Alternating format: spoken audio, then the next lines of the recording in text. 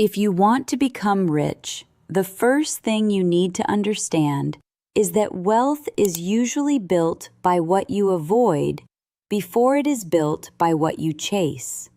Most people spend their entire lives looking for the perfect investment, the perfect business idea, the perfect side hustle, or the perfect moment to finally change their life.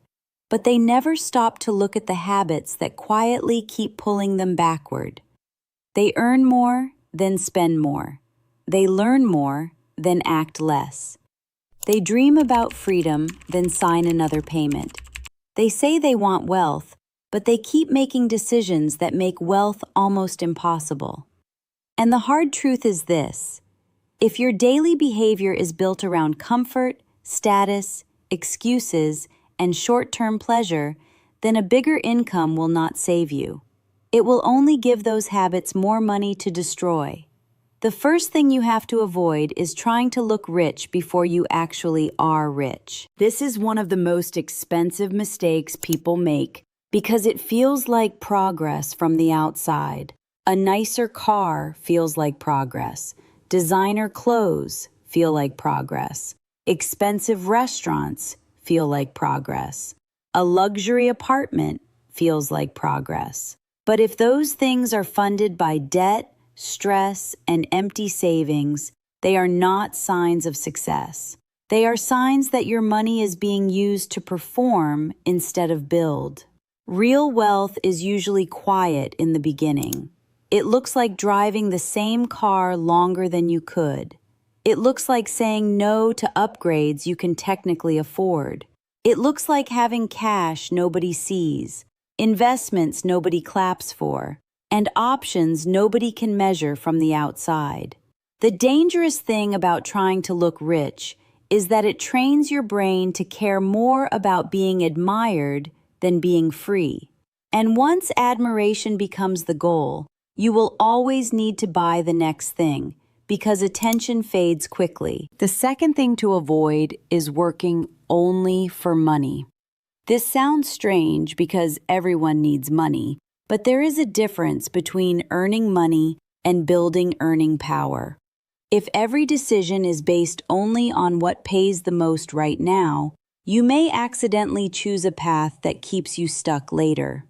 A job that pays a little more today but teaches you nothing can become a trap.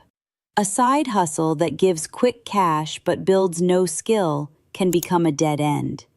A business that depends only on your time can become a cage. Wealthy people think differently. They ask, will this make me more valuable?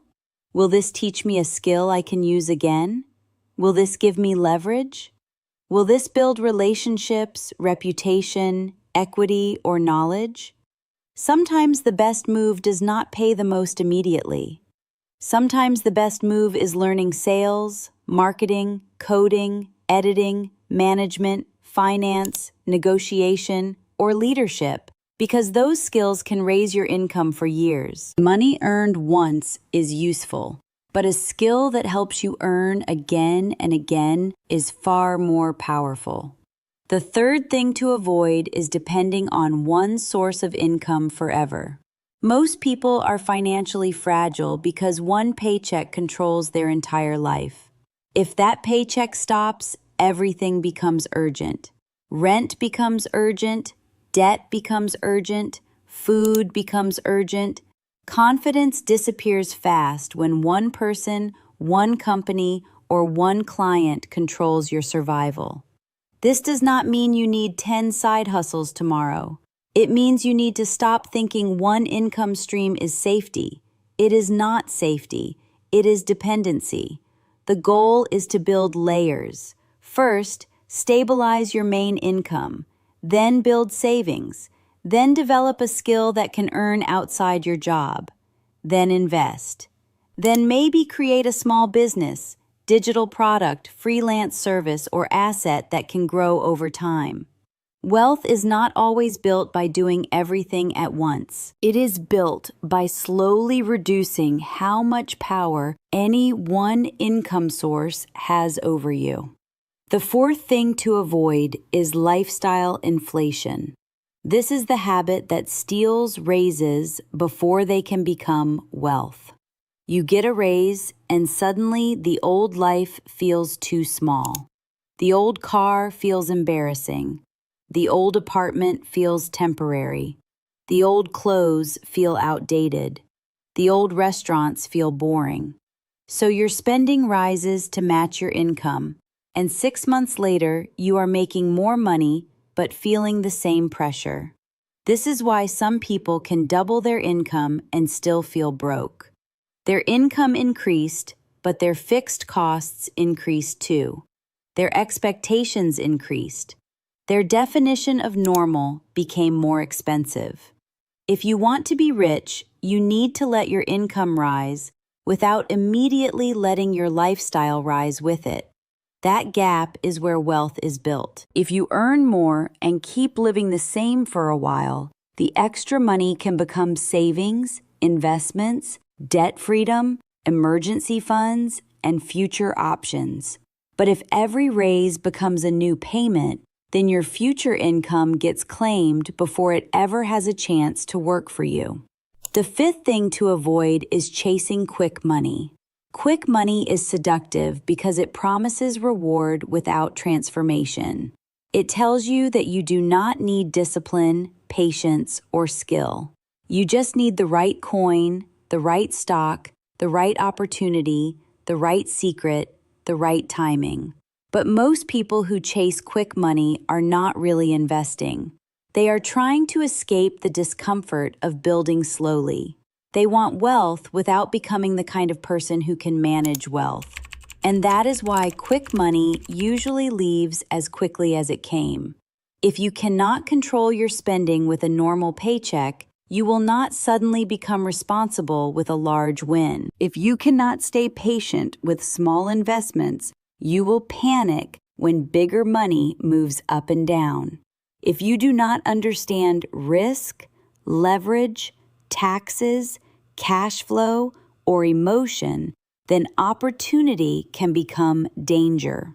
Wealthy people do not avoid risk completely, but they respect it.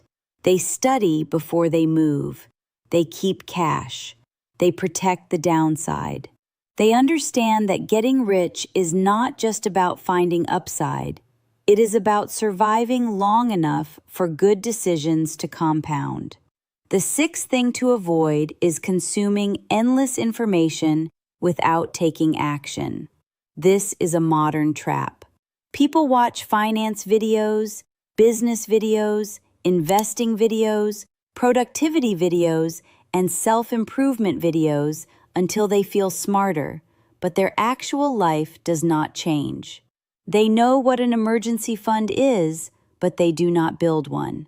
They know debt is dangerous, but they keep carrying balances. They know they should invest, but they keep waiting. They know they need a higher income skill, but they keep researching instead of practicing. Information feels productive because it gives you the emotion of progress without the pain of change. But wealth does not come from what you know. It comes from what you repeatedly do. 1 hour of action can be worth more than 10 hours of content. Send the message, make the offer, track the spending, cancel the subscription, open the account, build the portfolio, practice the skill, publish the work, ask for the raise, pay down the debt. Action creates feedback, and feedback creates improvement. The seventh thing to avoid is blaming everything except your own decisions. Some people hear this and get defensive because life really is unfair in many ways. Some people start with more help, better connections, more money, better education, and fewer obstacles. That is true. But even if the starting line is unfair, your financial future still changes when you take responsibility for the parts you can control. Blame may be emotionally satisfying, but it gives your power away. If the economy is the only reason you are broke, then you have to wait for the economy to save you. If your boss is the only reason you are stuck, then you have to wait for your boss to change. If your parents, friends, city, school, or past are the only reason you cannot move forward, then your future belongs to things outside your control. Responsibility does not mean everything is your fault. It means your next move is still yours. You can learn, you can earn, you can spend less, you can build skills, you can change environments, you can choose better friends, you can start small, you can stop repeating the same mistake and calling it bad luck. Another thing you must avoid is staying comfortable for too long. Comfort is not evil, but too much comfort makes you expensive to maintain and slow to grow. If you avoid every uncomfortable conversation, you will never ask for more money. If you avoid every difficult skill, your income will stay limited. If you avoid every risk, you will never build anything meaningful. If you avoid looking at your bank account, the problem will keep growing in the dark. Growth usually feels awkward before it feels rewarding. The first sales call feels awkward. The first budget feels uncomfortable. The first investment feels scary. The first business attempt feels uncertain. The first time you say no to lifestyle pressure feels strange. But that discomfort is the price of becoming stronger. Most people do not fail because they are incapable. They fail because they keep choosing the familiar life, even when the familiar life is making them miserable. If you want to be rich, you also need to avoid surrounding yourself with people who normalize staying broke. Your environment quietly sets your standards. If everyone around you spends every dollar, debt feels normal. If everyone around you complains but never acts, excuses feel normal. If everyone around you mocks ambition, playing small feels safe. You do not need to cut off everyone who is struggling, but you do need to protect your mind from people who make discipline feel foolish and growth feel impossible. Find people who talk about building, not just spending. Find people who ask better questions. Find people who are willing to delay gratification.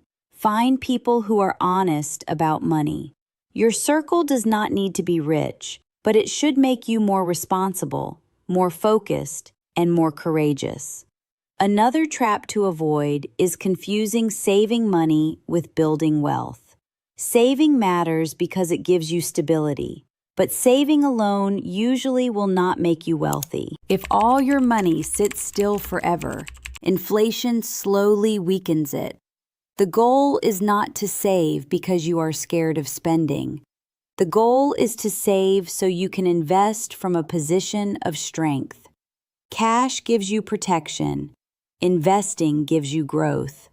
Skills give you income. Business gives you leverage. Wealth is created when these pieces work together. First, stop the leaks, then build a buffer, then increase your income, then invest consistently, then keep your lifestyle from absorbing all the progress. This is not complicated, but it does require patience. The problem is that boring strategies do not feel exciting enough for people who want dramatic change. But boring is often where the money is. Automatic investing is boring. Paying down debt is boring. Tracking spending is boring. Learning a high-income skill is boring. Saying no to unnecessary payments is boring. But boring repeated for years can become freedom. The final thing to avoid is forgetting why you want money in the first place. Money is not only about buying things. Money is about control over your time, your choices, your stress, and your future. If you forget that, you may build an expensive life that still feels empty. You may earn more but sleep worse. You may impress people but feel trapped. You may own more things but have fewer options. Real wealth should make your life lighter. It should give you space to think, space to rest, space to walk away, space to help people, space to choose. So before you chase another upgrade, ask yourself if it gives you more freedom or less. Before you accept another payment, ask if it makes your future stronger or weaker. Before you spend to impress someone, ask if their attention is worth your peace. Before you blame the world, ask what move is still available to you. Before you consume another video, ask what action you are avoiding. If you want to be rich, do not only ask what rich people do, ask what they refuse to keep doing. They refuse to spend for applause. They refuse to stay dependent on one paycheck. They refuse to let raises disappear into lifestyle inflation. They refuse to gamble their future on hype. They refuse to confuse learning with action. They refuse to give all their power to excuses. They refuse to stay comfortable when their life requires growth. And if you start avoiding those same traps, your financial life will begin to change.